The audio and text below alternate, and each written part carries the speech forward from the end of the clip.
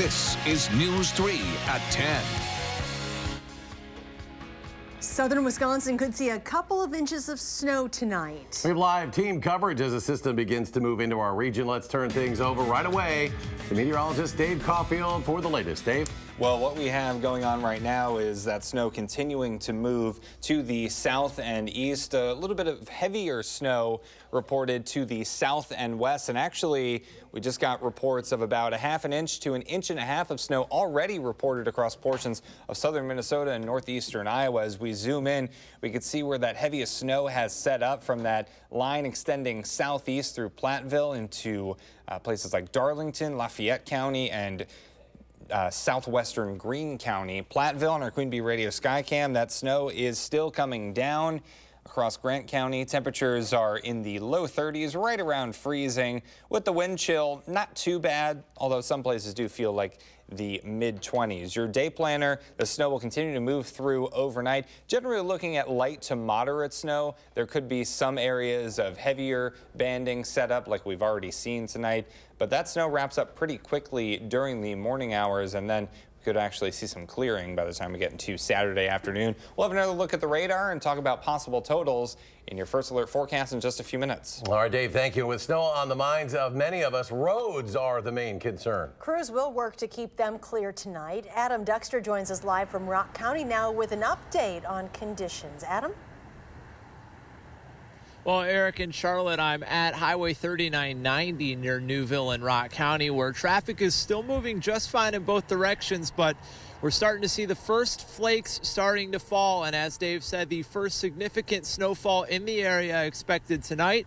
And for some, it's that first snowfall that could be the most dangerous.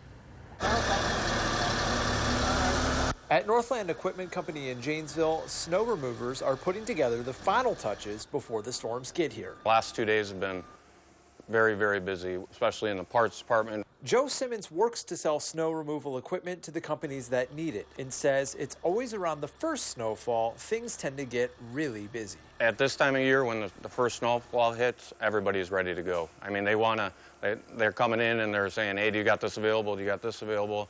We try to prep our customers to be ready before the snowfall. The Rock County Sheriff's Office is also preparing for the first snowfall tonight, but have a different stance when it comes to preparation. People have to remember to give themselves some extra time, give themselves some extra braking room. You definitely need to add 10 to 15 minutes to your destination just to make sure that you get there safely. Well, Simmons says it's always best to be cautious, even if the risk of snow is greater than the actual snowfall itself. You just never know, because the weather, even though you have weathermen, they're not always right, and we're not always right, so we're all human.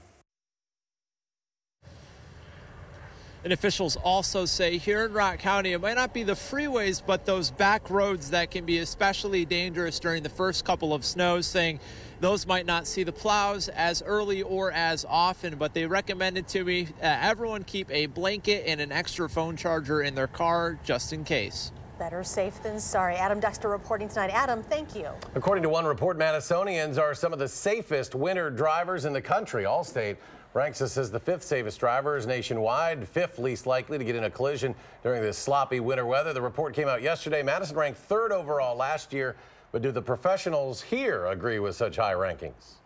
I don't know. Do you think overall? I see a lot of people in the ditch, so they don't generally choose to be there on their own, so. We can pat ourselves on the back just a little bit. We rank far better than Milwaukee, which is ranked 67th. With our first significant snowfall of the year, it is important to remember alternate side parking rules that went into effect this week.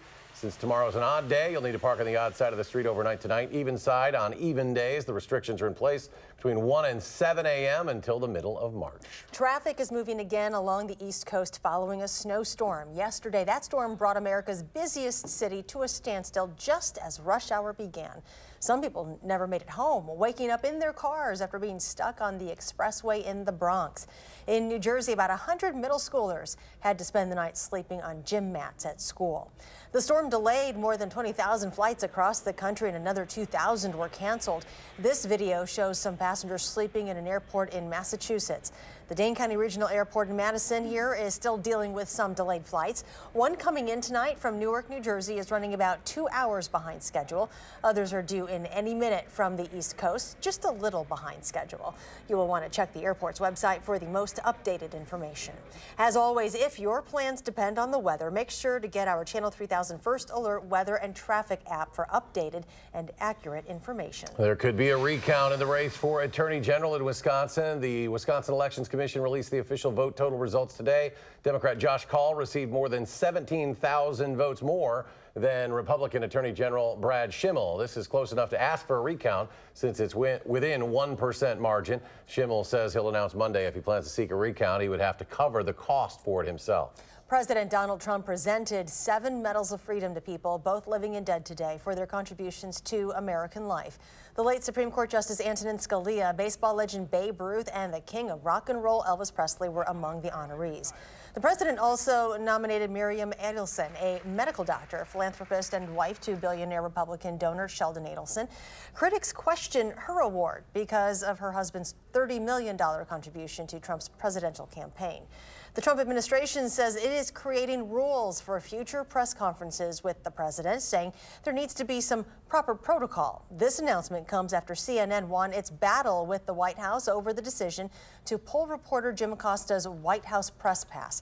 A federal judge ruled Acosta's pass must be reinstated while the court considers the case. The lawsuit alleges that Acosta's First and Fifth Amendments rights were violated. More than 1,000 people now are said to be missing in California. Rescue workers are searching through debris left behind by the Camp Fire. More than 60 people are confirmed dead in that wildfire. The dramatic rise in those unaccounted for came after authorities combed through a week of 911 calls and incident reports. The Camp Fire, the deadliest, most destructive wildfire in California state history. It was 45% contained as of today. 2 marijuana stores in Massachusetts can start selling recreational marijuana next week, making them the first commercial pot shops in the eastern United States. The state legalized recreational marijuana 2 years ago. The Baraboo School District plans to hold 3 programs to promote healing in response to a controversial prom photo. The high school boys appear to be giving a Nazi salute in this photo. The first part of the program will be Monday night at Baraboo High School starting at 6 o'clock. Area religious, city, and education leaders will speak at this event. A second meeting will be Thursday at 6 p.m. at City Hall. That will be dedicated to community reflection and listening. And the third part, called Baraboo Acts, will be scheduled at a later date. A Madison teacher accused of saying a racial slur at a student no longer works as a teacher in the district. The Madison Metropolitan School District confirms the teacher resigned. The teacher was accused of yelling the N-word at a 12-year-old during a social studies class at Velma Hamilton Middle School last month. The student's mother tells News 3 she is pleased that the district stuck to its mission and showed racism will not be tolerated. The district superintendent wrote in a letter to staff saying 2 other incidents involving inappropriate racial language have been reported since the Hamilton incident.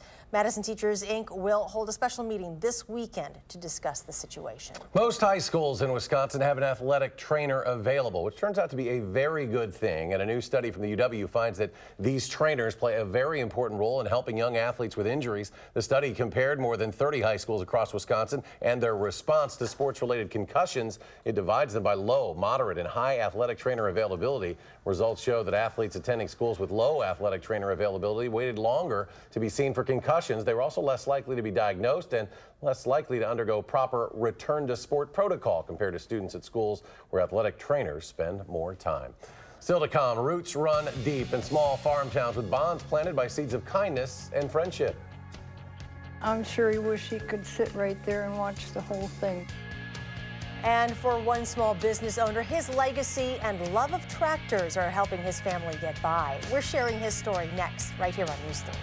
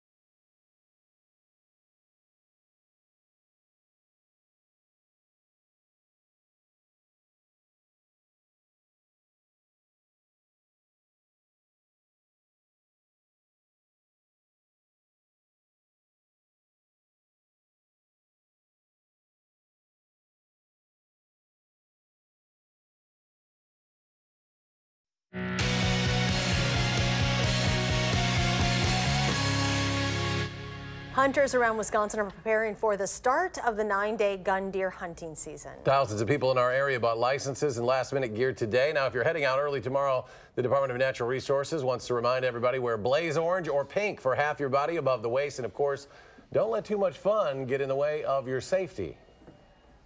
Biggest thing with safety, too, is if you're going up in any tree stands, make sure that you do have your tree harness. It can save lives. We've had several incidents where people fall out of the trees and they don't have their safety harness on, and it can be bad.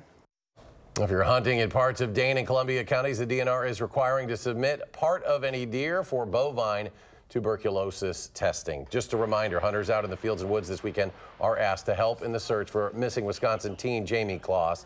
People are asked to report anything suspicious they come across: clothing, weapons.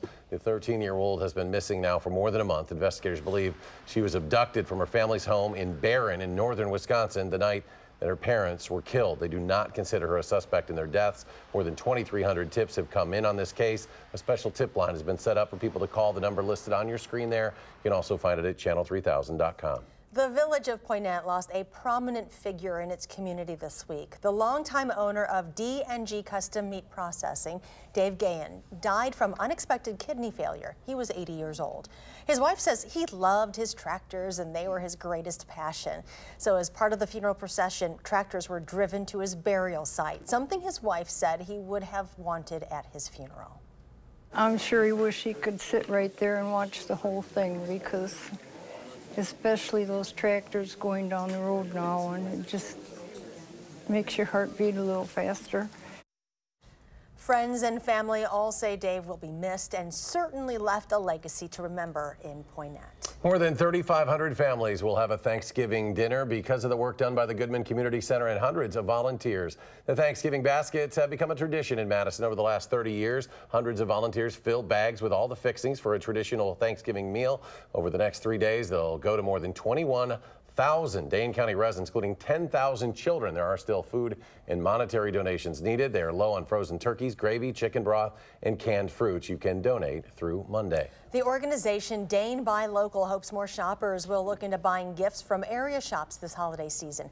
County Executive Joe Parisi joined business owners today to talk about some of the 600 local shops in our county. This year's Small Business Saturday, a nationwide effort to get people to buy local, will be held on November 24th. Another way to shop local is by attending the final Madison Night Market of 2018. It's tomorrow from 5 to 10 along Gilman Street. More than 40 vendors are participating. The city's seasonal lighting ceremony is also taking place at 6 o'clock tomorrow night. And tomorrow morning also starts the Dane County Farmers Market holiday season. You can find vendors at the Monona Terrace Convention Center until December 22nd. There's an effort underway in Middleton to make sure everyone stays warm this winter. The city is working with the Middleton Outreach Ministry to collect new and gently used coats and winter gear. All of the items donated in Middleton will stay local to help families in need. You can drop off coats at the places listed on your screen through January 2nd. Dave Caulfield joins us now, and you certainly need a coat and then some. Yes, especially for spots across southwestern Wisconsin where that snow has been falling. We have noticed a few snowflakes across Dane County and spots to the east over the past hour or so, but really we haven't seen the significant snow move in just yet. That will happen over the next couple of hours as our Alberta Clipper system continues to slowly move to the east and southeast, bringing with it some light to, in some cases, moderate snow. You can see the different shades of blue south and west of Madison, closer to Platteville and Monroe, and portions of Lafayette and Grant County, also into Greene County as well. Downtown Madison on the Edgewater Skycam, a few flakes here and there, but nothing too much that we need to write home about it just yet. But we are under a winter weather advisory and an alert day for much of southern and southwestern Wisconsin until tomorrow morning. About 1 to 4 inches of snow is possible by Saturday morning, and I think the higher amounts will be to the south and west. I think that threat of freezing drizzle luckily has stayed well to our south and west. Doesn't look like we need to worry about it too much because those temperatures are on the right side of freezing to get that snow, and the air not warm enough to get that melting where we would receive freezing rain, which is, I think, fine by a lot of people watching right now. Temperatures are at 31 in Madison, 32 in Janesville, 31 in Lone Rock and Platteville, and Dubuque, Iowa at 30 degrees. It feels like the 20s in some spots. That wind, not a major problem, though. Snow chances are maximized over the next 12 hours or so, and pretty quickly we head into tomorrow afternoon, and I really don't think we need to worry too much about those snow chances. A few flakes possible, but anything significant, those chances go down dramatically by the time we get into the middle of tomorrow morning. Our hunting forecast for Saturday and Sunday, we get the snow early. I know a lot of hunters actually don't mind the snow at all. They root for it. So that's good. That will wrap up early tomorrow morning. Breezy and cold on Sunday as well. Notice those morning lows into the teens over the next couple of days. So just keep that in mind. For tonight, light snow moving through, developing. Temperatures will be in the upper 20s.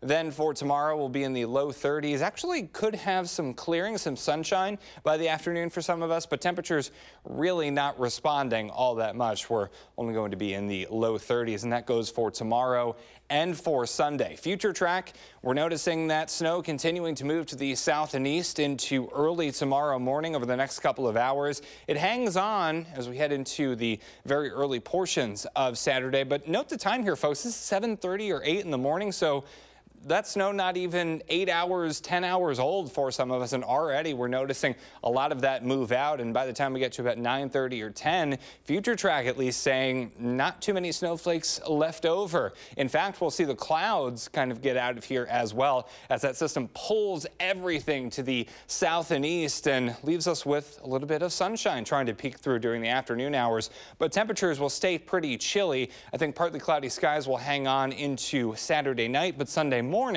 we should see those clear skies, and that's good news if we're trying to catch some of the Leonid meteor shower. That will peak early Sunday morning, so we'll have the clear skies line up just in time for that. That's good. Speaking of things lining up, here are the snow totals lining up across southern Wisconsin. I think generally looking at 1 to 3 inches of snow, and when we talk about Alberta Clippers, that's usually what we're in line for on the average snow system.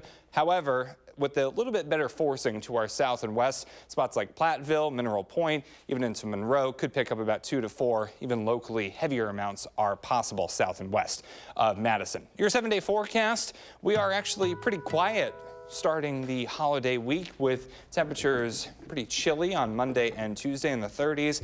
But right now it doesn't look like too much snow will come our way over the next 7 to 10 days. Wednesday and into Thanksgiving Day Thursday, we are looking pretty nice with temperatures back in the mid-40s. Could have some rain showers and maybe even some mixed precipitation later on Black Friday, so that's something to keep in mind.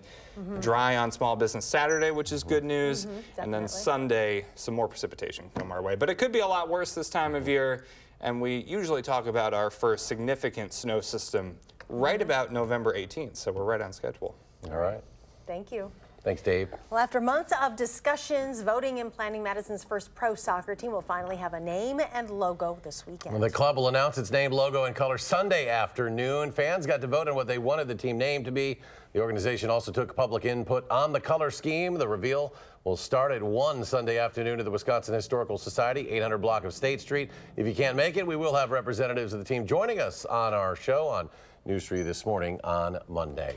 Wisconsin cross-country team thinks it's going to be great weather around here tomorrow for a morning run. Kevin's NCAA Championship preview coming your way next.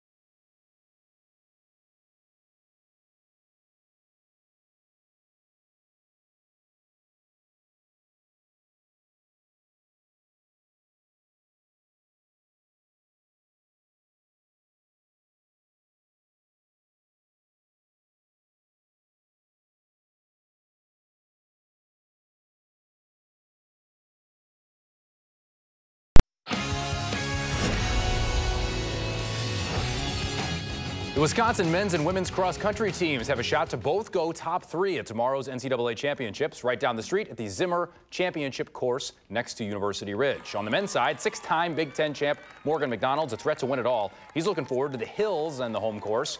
Alicia Monson's having a breakout season on the women's side, and she loves being in the moment of high expectations.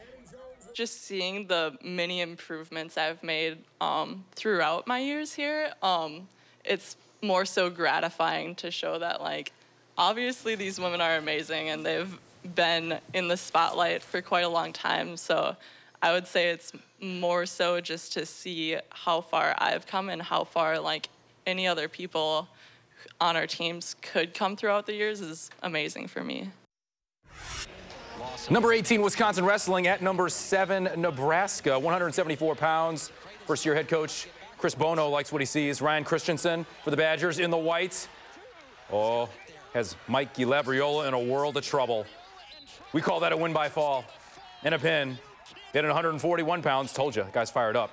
Tristan Moran for the Badgers. A pin to win, and the Badgers win a big one on the road, 22-21, the final in Lincoln. Tomorrow's game between the Badgers and Boilermakers has historic implications for one of the most consistent performers in the history of the program. Offensive lineman Michael Dieter will make his school record 52nd start tomorrow in West Lafayette. He almost had his red shirt pulled in 2014, could have gone to the NFL draft this offseason, but stayed in the Motion W, even got a touchdown along the way, and he's glad that he stuck around. I'm just glad I was able to play a bunch of football with my friends, and that's kind of how I always viewed it, and I never wanted to not be a part of it, and I guess it's just kind of just took that every week, and now we ended up here 52 starts later, and I'm just thankful that I haven't had to deal with a ton of injuries or anything like that, or even something that kept me out for even a week. Muskego taking on 5-time defending state champion Kimberly in Division I. Muskego trying to pull the upset. Alex Current, 27 yards, puts the Warriors up 24-21. Could it happen? Papermakers need a stop on defense. John Reiske has other ideas. Gets the first down. Muskego would take a knee from there and run out the clock. The Warriors win their first ever state title. Bucks and Bulls. You talk about the tale of two different halves. Tony Snell in the very, very slow first half for the Bucks. The one-handed flush. I should just get to the good stuff right away, right? Chris Middleton, blah, blah, blah. Shot in the lane is good. He was 8 of his first 13. The Bucks were down 22 at one point, then went on a 50-17 run to take a 91-80 lead after 3. They are adding to that right now. Syracuse head coach, Hall of Famer Jim Boeheim. Jim Boeheim's son plays for him. Buddy Boeheim or Buddy Boeheim. Oh, they misspelled the last name of the Hall of Fame coach's son. Yeah, there's an E in there, B-O-E. Yeah, Syracuse lost the game. Buddy had 1 point, but it's B-O-E-H-I-E-M. We will be right, B-A-C-K after this.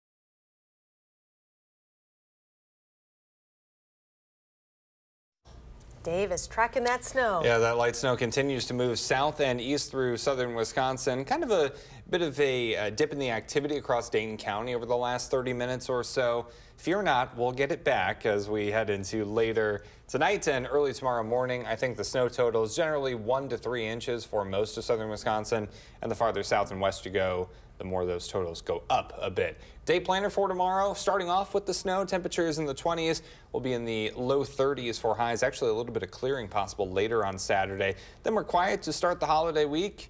For Turkey Day, we should be dry with temperatures in the 40s, but a couple of rain showers possible on Black Friday. All right, be safe on the roads out there, folks. Yep. Thanks for joining us. Do something good and have a great weekend.